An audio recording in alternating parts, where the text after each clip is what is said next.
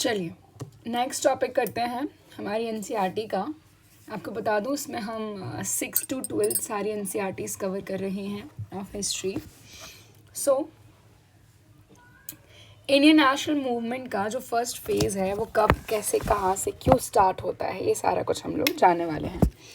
तो देखो भाई, मैंने आपको बताया है कि मॉडर्न हिस्ट्री में मेनली हमें फ्रीडम ऑफ स्ट्रगल ही मिलने वाला है, क्योंकि ब्रिटिशर्स का अराइवल हो गया, उन्होंने एक्सप्लॉयटेशन स्टार्ट कर दिया। तो मेजरली यही सब चीज़ें हमें यहाँ पे देखने को मिलने वाली हैं, राइट।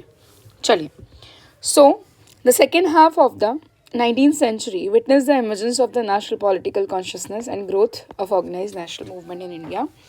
मेजरली यहाँ पे जो बात हो रही थी वो बात हो रही थी स्वराज की, that we don't want to be under the Britishers and we need Swaraj.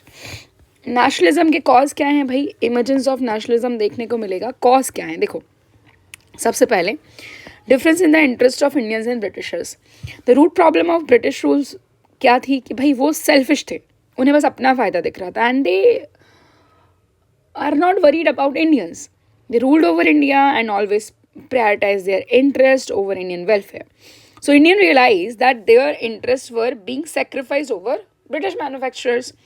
Educated Indians जो थे वो भी डिससेटिस्फाइड थे, क्योंकि उनको लग रहा था कि नहीं भाई एक्सप्लॉयटेशन हो रहा है. So the ruin of Indian economic condition also was a major issue, है ना. यहाँ पे अगर हम देखें, फिर जो पीजेंट्स थे वो भी देख रहे थे कि भैया वो सफ़र कर रहे हैं ज़मींदारी और ये सब कुछ. British capitalism was not going to modernize Indian economic system.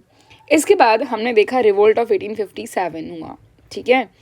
British gradually India को मॉडर्न तो कर रहे थे, बस वो खुद को क्या कर रहे थे, अपना एडमिनिस्ट्रेशन यूनिफाइड कर रहे थे, and they only want their profit, that's it. Telegraph, railway, unified postal system, तो ये अपने लिए कर रहे थे. फिर हमने देखा growth of press and newspaper हुई. तो कहीं ना कहीं यहाँ पर जो इंडियन नेशनलिस्ट हुए हैं, लाइक बंकिम चंद्र चटर्जी हैं, रविन्द्रनाथ टैगोर हैं, लक्ष्मीकांत बाजबरुआ हैं, और आपके मराठी में हमें देखने को मिलेंगे लोकमान्य तिलक हैं.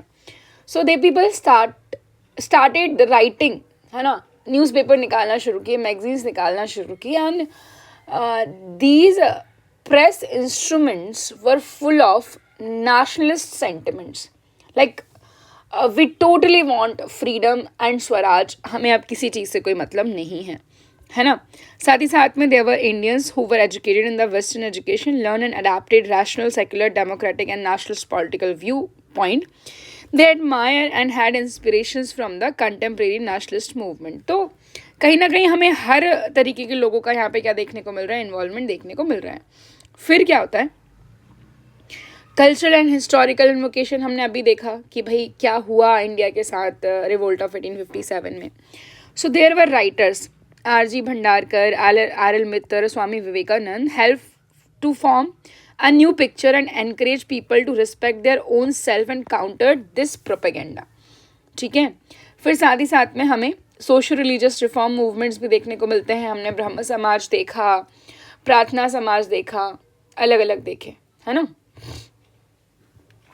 सो apathetic attitude and reactionary policies of Lytton. यहाँ पर एक गवर्नर जनरल आता है जिसका नाम था लिटन था. और मैंने आपको ये भी बताया था कि लिटन जो है वो वर्नाकुलर प्रेस एक्ट लेकर के आया था, आर्म्स एक्ट लेकर के आया था, और इस सब ने कहीं ना कहीं इंडियन प्रेस के ऊपर जो है रेस्ट्रिक्शंस लगा दिए, लोगों के ऊपर रेस्ट्रिक्शंस लगा दिए. So all that continuously exploiting Indians. तो जो होती गई चीज़ें होती गई एंड फाइनली इंडियंस ने डिसाइड कर लिया कि नहीं भाई अब जो है वो जागरूक होना ज़रूरी है. फिर एक और बिल आता है, इल्बर्ट बिल, ठीक है. 1883-84 की अगर हम बात करें तो यहाँ पे गवर्नर जनरल हुए Lord Ripon, who came after Lytton and had the controversy of introducing the Ilbert bill. Actually इसमें क्या था, देखो, पहले ये था कि ब्रिटिशर्स के किसी ऑफिसर ने, किसी व्यक्ति ने कोई क्राइम किया है, तो उसकी जो जजेस की बेंच होगी वो सिर्फ हेडेड बाय ब्रिटिशर्स होगी,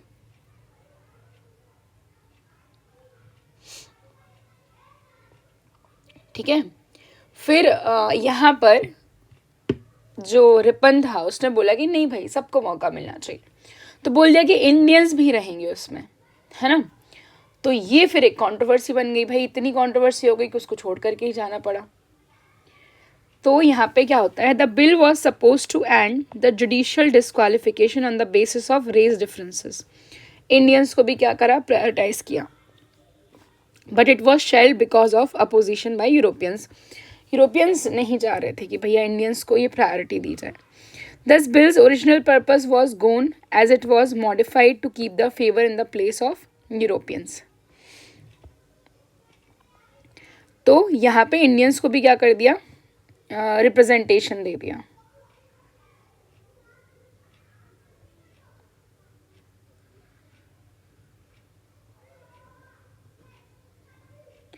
ठीक है, अब देखो, अब अगर हम देखें कौन कौन से पॉलिटिकल एसोसिएशंस थे जो फॉर्म हुए हैं उस समय पे, तो उनका ईयर, उनका मोटो और उनके फाउंडर्स, वो सब आपको याद रखना है।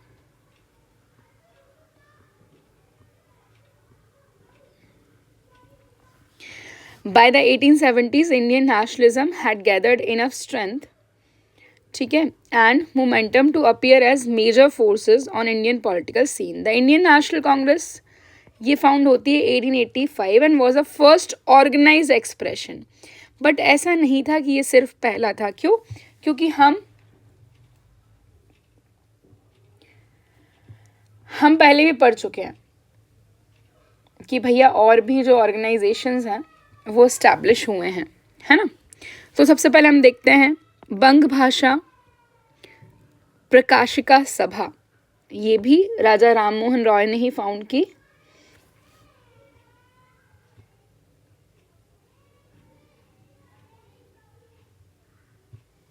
ठीक है, 1836 में सोसाइटी के वेलफेयर के लिए।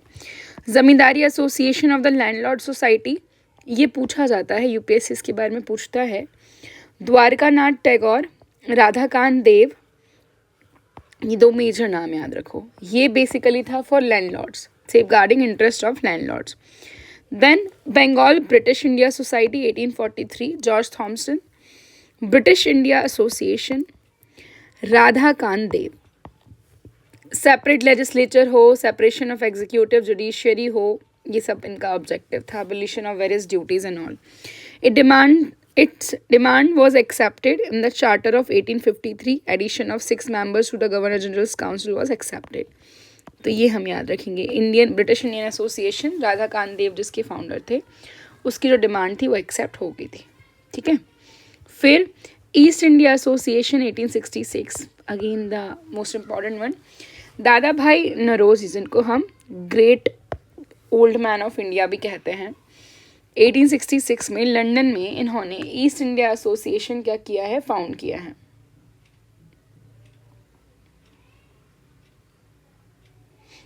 ठीक है, किसने? दादा भाई नौरोजी ने। Also known as grand old man of India, influenced public in English या England to promote Indian welfare. England में लोगों को क्या किया, इन्फ्लुएंस किया।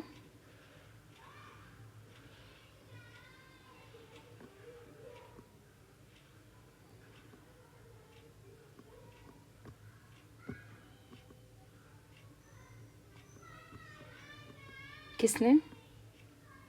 क्या नाम है इनका? दादा भाई नौरोजी। East India association 1866। ठीक है, फिर अगला organisation Indian league 1875, Shishir Kumar Ghosh, spreading political education. इसमें से देखो ये वाला तो याद रखना ही रखना है आपको, ये भी रखना है। Indian national association of Calcutta और इंडियन नेशनल एसोसिएशन अकेला, Surendra Nath Banerjee and Anand Mohan Bose, creating public opinion on politics, unifying Indians in a common political process. Poona Sarvajanik Sabha 1876, S H. Chiplunkar, Ganesh Vasudev Joshi and M G. Ranade. Bridge था गवर्नमेंट और लोगों के बीच का। Bombay presidency association 1885, Badruddin Tyab, Firoz Shah Mehta and K T. Telang. Indian jobs के लिए था ये। एंड मद्रास महाजन सभा। तो ये जो टेबल है ना जी, इस टेबल में से आप ज़मींदारी एसोसिएशन या जिसको द लैंड होल्डर्स सोसाइटी भी बोलते हैं, द्वारकानाथ टैगोर, राधाकांत देव, ये 2 नाम याद रखेंगे। क्या फिर से देख लो उसको एक बारी, टेबल को अच्छे से देख लो।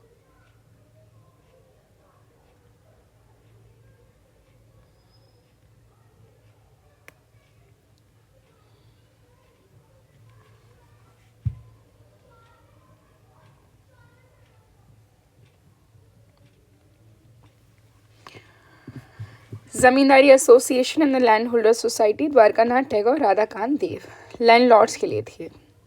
बंगाल ब्रिटिश इंडिया सोसाइटी 1843, है ना।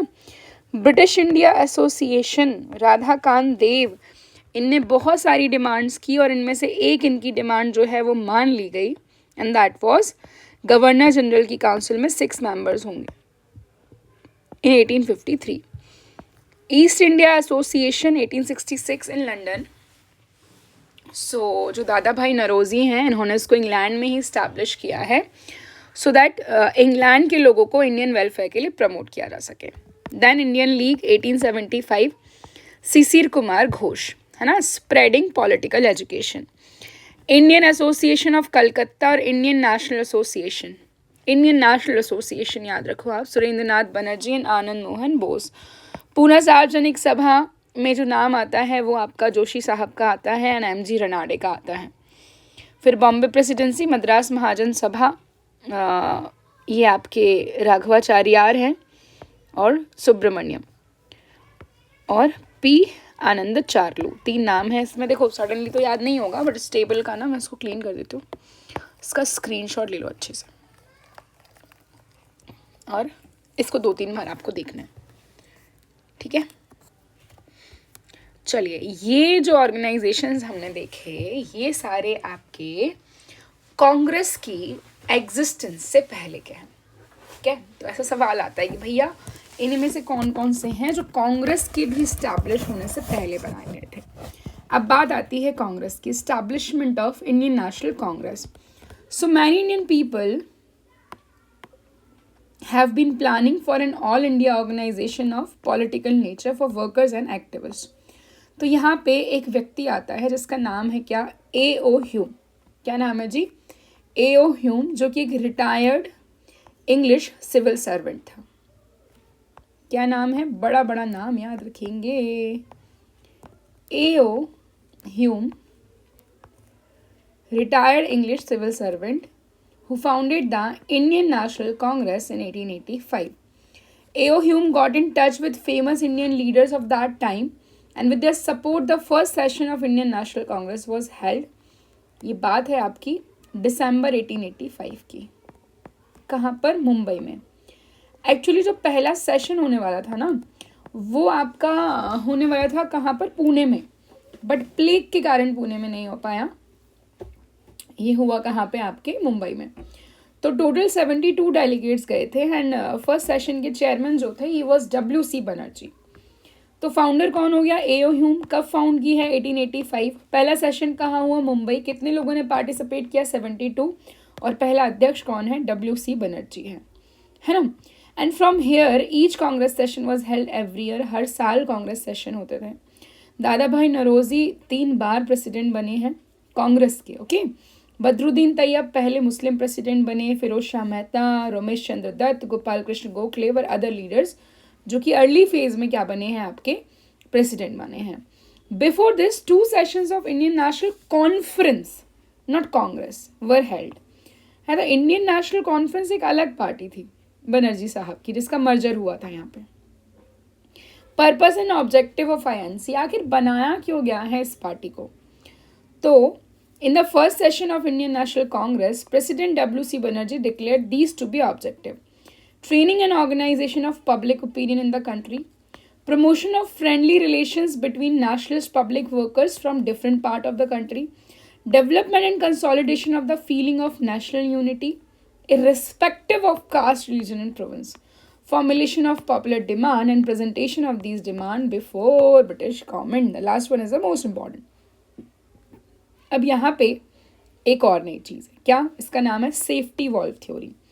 सो various safety valve theories states that A.O. Hume founded Indian national Congress, ठीक है। He encourage it to give a safety valve or safe path to vent out the increasing discontent and dissatisfaction among educated Indians. Actually बोलते हैं कि एओ Hume था तो भाई British officer ही ना, तो ब्रिटिशर्स को ये दिख रहा था कि इंडिया में जो एजुकेटेड इंडियंस हैं वो ब्रिटिशर्स के टुवार्ड्स कैसे हो गए हैं, उनमें उनके मन में डिसकंटेंट आ गया है। तो इस चीज़ को ख़त्म करने के लिए एक ऑर्गेनाइजेशन बना दो जहाँ उनको प्रायोरिटी दे देंगे अपन, तो ये अपने आप क्या करेंगे भाई, खुश हो जाएंगे कि अरे देखो हमारा सोचा, ऐसा हुआ वैसा हुआ, ये हुआ वो हुआ, ऐसे करके। तो ये कहती है सेफ्टी वॉल्व थ्योरी। एंड इस समय जो गवर्नर जनरल था he was Dufferin at a time of formation of Congress. He was one who convince Lord Dufferin not to hinder the formation of Congress, है ना, किसने, एओ ह्यूम ने बोला। The safety valve theory is partially corrected as modern historians disagree with it. कुछ correct भी मानते हैं, कुछ डिसएग्री भी करते हैं। This is that the Congress represented thoughts of Indian political leaders. They knew if such an organization is founded, it would have met with stiff opposition from the British government. क्योंकि उनको पता था कि यहाँ पे अगर बनता है तो ब्रिटिशर्स का अपोजिशन आएगा, बट वो तो आया नहीं। According to Bipin Chandra Pal, Indian leaders cooperated with Hume whose ideas were not evil and had love and respect for India. ठीक है, तो यहाँ पे ये बोल रहे हैं कि भैया इंडियंस ने अपोज नहीं किया उसको, किसको, एओ ह्यूम को। फिर ब्रिटिशर्स का क्या एटीट्यूड था towards the Congress. British officers were hostile to the rising nationalist movement and had become suspicious of national Congress. Dufferin ने ट्राई भी किया to pursued Hume to devote Congress to only social work and not political affairs. कौन बोल रहा है ये, Dufferin. किसको, आपके एओ ह्यूम को। After Congress leader refuse to limit themselves only to social affairs, British officials realized Congress had become a tool in hand of Indian leaders. ठीक है, तो ये इन्हें रियलाइज हो चुका था। It was a focus of Indian nationalism and they began to criticize it openly and its leader.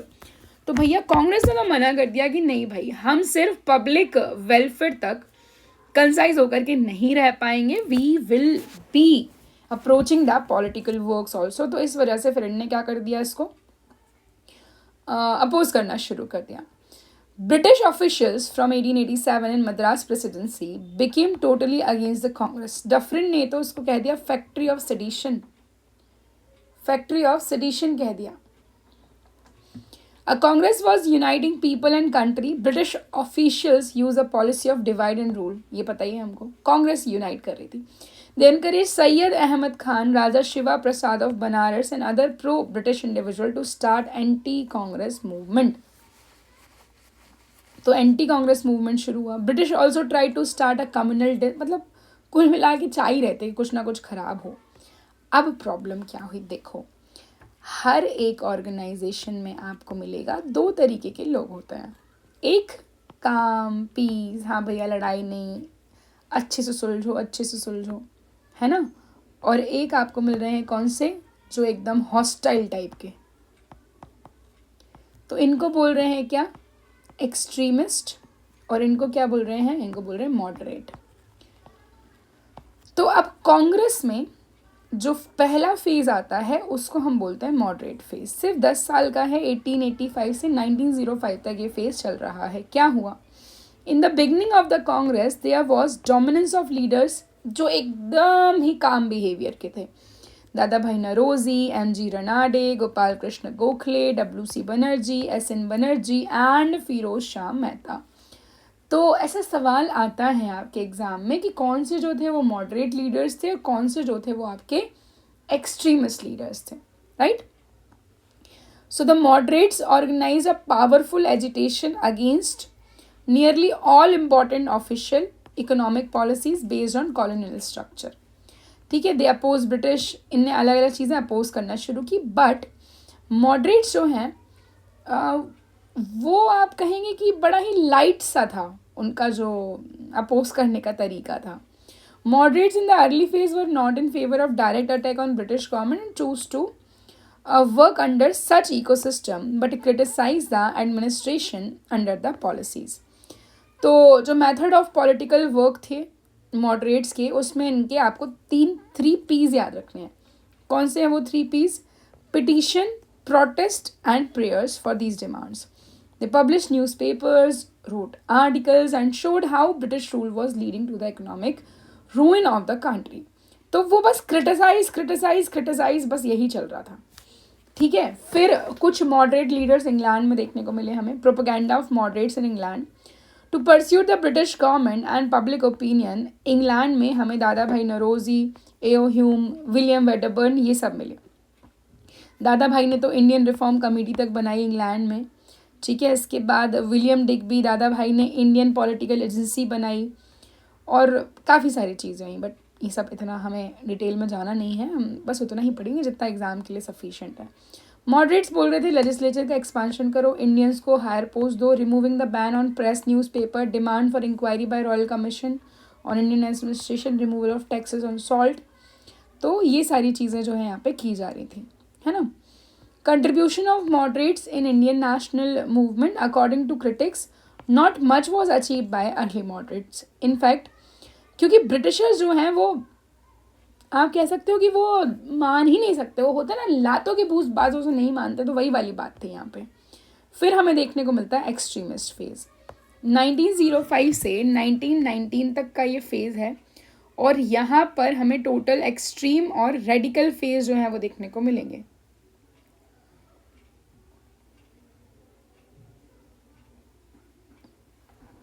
है ना. तो ये 1905 से it is getting started. Leaders of this school of thought include, कौन कौन है इसमें, नाम देखेंगे हम इनके. Raj Narayan Bose, Ashwini Kumar Dutt, Aurobindo Ghosh, Bipin Chandra Pal, Vishnu Shastri Chiplunkar and Tilak in Maharashtra. So reason of growth of extremism, British government was not conceding to important demands. Many of the political leaders started to feel that only an Indian government could bring India on a path of progress.